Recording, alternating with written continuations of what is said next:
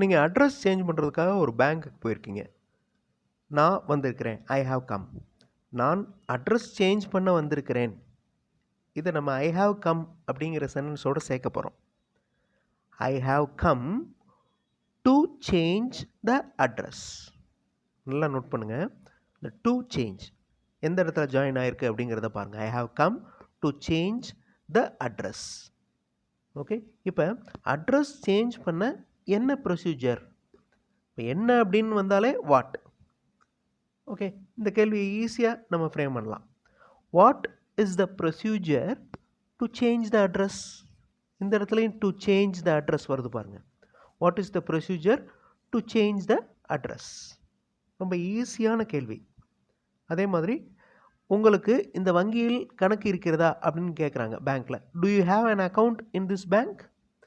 ஆமாம், எனக்கு இந்த வங்கியில் ஒரு சேமிப்பு கணக்கு இருக்கிறது அப்படின்னு சொல்லணும். எஸ் அப்படின்னு அந்த சென்டென்ஸ் ஆரம்பிக்கணும். கமெண்ட்டில் ஆன்சர் பண்ணுங்கள். ஃபுல் வீடியோ பார்க்குறதுக்கு தமிழ் வழி இங்கிலீஷ் சேனல் பாருங்கள். கண்டிப்பாக உங்களுக்கு யூஸ்ஃபுல்லாக இருக்கும். தேங்க்யூ.